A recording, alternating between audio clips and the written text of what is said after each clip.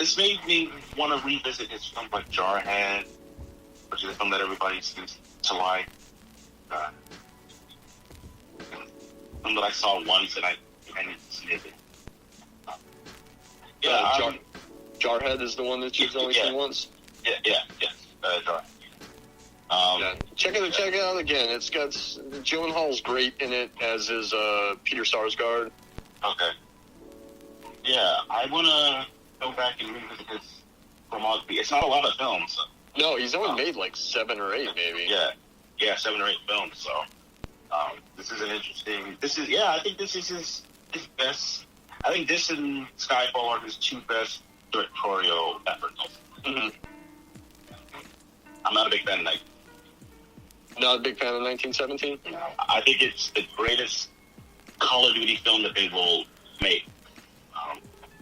You're tweaking, bro. You're tweaking hard. There's not a lot of action in it. I look at it as kind of like a video game, a video game that I can't play. I think the one shot gimmick is we have done this well one too many times for my taste. But it's a feat. I'll say that it is a directorial feat, and I get why he was the best director. Well, it's also got, I think, some dynamite cinematography and another great Newman score. Sure, yes. Yep. The score is good, the cinematography too. Roger This is Deakins. another thing. I just think he relies too much on Deakins. That's another thing. I just think he relies too much on Deakins for certain stuff, in a way that, like, I think other directors don't. It certainly helps his film, especially in Road to Perdition. Conrad Hall shoots the shit out of this. Yeah. I don't. Yeah. No, go ahead, dude. I don't want to cut you off. I don't know what else I don't know what other films he was up against this year. I can tell you. Yeah.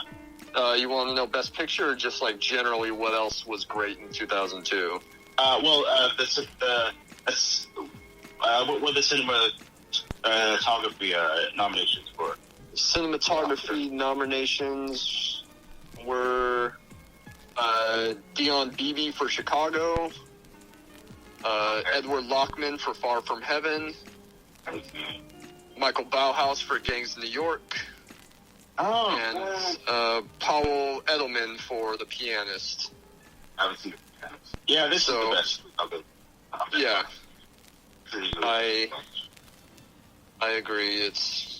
This isn't a great bunch. Bauhaus has done a lot of good work with Scorsese.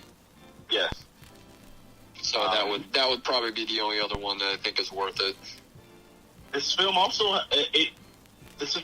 made some profit. It cost $80 million, which is so weird because it looks like it cost a lot less, but it's a period. It's a super period movie. That's true. So yeah, those tend to cost much, but it made $183 million, so it made a little bit of money. People went to see it. I think that they were. I can't imagine that people going into this movie expecting a gang up, shoot 'em up, and might come out disappointed, maybe. No, but maybe they were thinking it would be more like The Untouchables, and there would be more action in it. Yeah, The Untouchables was a movie that. I wanted to mention 2 things while I got the Academy Awards list lined up here. Best original score that year was Elliot Goldenthal for Frida, John Williams for Catch Me If You Can, which we've covered. That's a fantastic score. Elmer Bernstein for Far From Heaven, Philip Glass for The Hours, and then Thomas Newman for Road to Perdition. I believe Goldenthal was the winner for Frida. But, I mean, damn, like, against this score, this Thomas Newman score, which is amazing, and then the John Williams score for Catch Me If You Can. I can't believe that neither of those two walked away with an award. So it's released in July, which I said at the top of the show, I think it would have done much better and been much more recognized if it were a fall film. If this comes out now, it's a December movie, right? Like Absolutely. This comes out in like the beginning of December, right? Yeah, that was their original plan, as Wesley pointed out. You know, in the beginning, it was Christmas 2001 is what they were hoping for. Right. They pushed it to the summer. They didn't. Like, Gangs in New York was supposed to come out Christmas of 2001 and got pushed to Christmas of 2002, which I think this movie should have been as well. But as I said, I think that DreamWorks was really banking on Catch Me If You Can, which shut out. Was their Christmas film, and yes, got shut out at the Oscar, which I think the reason they didn't push this as a Christmas film, or at least a fall film, is because they were trying to push Catch Me If You Can. But it comes out in July. Usually movies that come out earlier in the year are kind of forgotten about by the time the awards come around. Yep. But it still received 6 nominations for its Best Supporting Actor for Paul Newman, Best Sound Editing, Best Production Design, which we haven't really talked about, is awesome. Did it win Best Production Design? I'm sure Chicago won that, huh? Probably. I don't have a list of those.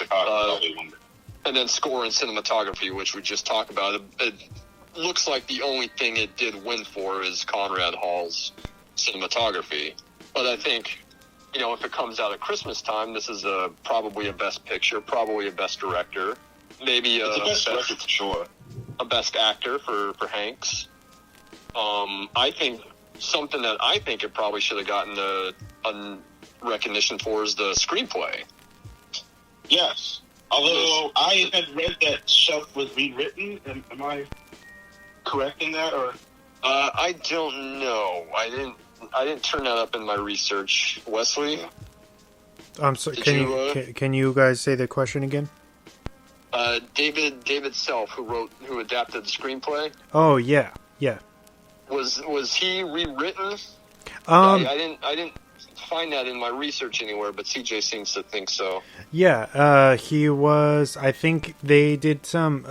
They brought on some uncredited writers, and they kind of reworked certain things, like how Chris was saying, or both of you guys brought it up, how Maguire was kind of added. I think it's a lot less violent, you know, compared to the graphic novel. Just like subtle things that they changed. For, like, I guess, like, nuance purposes, you know, and I think all of them cinematically make sense, you know. I told you all the changes from the graphic novel are so much better for the film. Yeah, that graphic novel sounds like a typical graphic.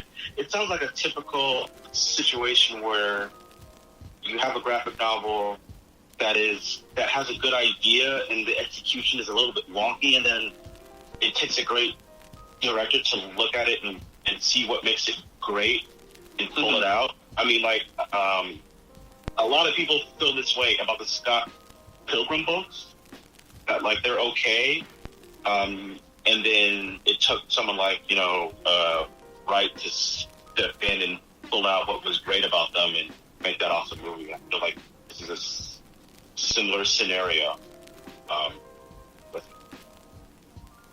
Well, Collins, as I'm looking through my notes, Max Allan Collins, who wrote the graphic novel. By the way, the artwork in the novel is awesome. It's you know, very, very period. And I don't dislike the graphic novel. It's just, as I said, it's very much an action book, as opposed to, you know, a very classy period gangster film, which this is. But Max Allan Collins, who wrote the book, wanted to adapt his own work. And then Spielberg instead went with David Self. But Collins did praise the adaptation. He really enjoyed Maguire. He really enjoyed taking a lot of the dialogue out and just keeping that minimalist approach to it. Yeah. And he praised the decision to make Paul Newman's version of Rooney more of a father figure as opposed to a boss, which is basically all he is in the graphic novel. Yeah. He did, however, did not like the use of profanity, which there isn't a lot in the movie. But he thinks it didn't really go with his sense of what the 30s, what that time period was. And I'm thinking he opposed the use of profanity, but that book is like an action movie. Right. Like, Also, I feel like they were cursing up the storm. I don't know if I think. I think they were, I agree. I think that something like The Untouchables is probably more closer in terms of the way people talk. Right. But that's something that he pointed out that he didn't like, and also at the end of the graphic novel, Michael Jr. is grown up and he goes and joins the priesthood as kind of his penance, because Michael does kill somebody in the book. It's sort of a self-defense. His dad is basically trapped, and someone has his dad dead to rights, and then Michael shows up and shoots the guy in the back, and then is very conflicted about having to do it, or about having done it. And then the end is kind of his penance for his thou shalt not kill. So he goes and joins the priesthood. That seems a little bit too cute for me. I don't know. I agree with what you were saying about the ending of the movie. Yeah, I think that working a lot better. Yeah, I think that works a lot better if his hands are. I mean, his hands aren't entirely clean because he's kind of the inciting incident for all this, but thematically, I think it works better if he doesn't have to get his hands dirty. Yeah, I agree, and that's the main theme of the film. Right. Yeah, I think the ending is pretty good. I think the ending works better, and I also like how he goes back to the old farmhouse to be like, after all that, he just wants to pretend to lead a normal life, He just wants that sense of familiarity of parents and having somewhat of a stable household. And, is it, so I was confused. Is the house bigger when he goes back, or am I remembering that wrong? Because like, they leave the money for them, and then he comes back, and they're working on the house. And I thought that they had added on to the house, but I think the house was that big, right? I can't tell you for sure. I think it's, the addition of the paint. They're painting the house when he rolls up. Okay. Yes. Okay. Let me ask you guys this, because this is what happens in the graphic novel, and I think it's kind of implied in the film, but you never get any kind of confirmation.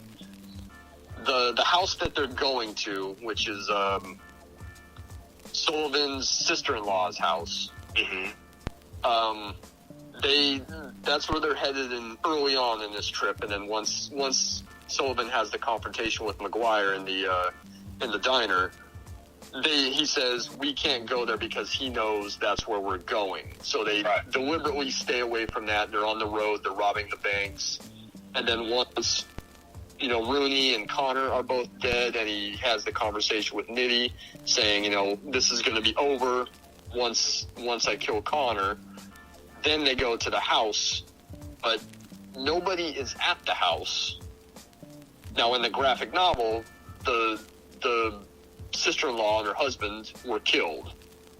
That much is seen in the graphic novel, but there's nobody at the house when they get there in the film. So, do you think that somebody was there and McGuire killed them, or was the sister-in-law just never there? Because Michael Jr. doesn't stay there in the end. Right. He leaves. Right. I think it's implied that they're dead.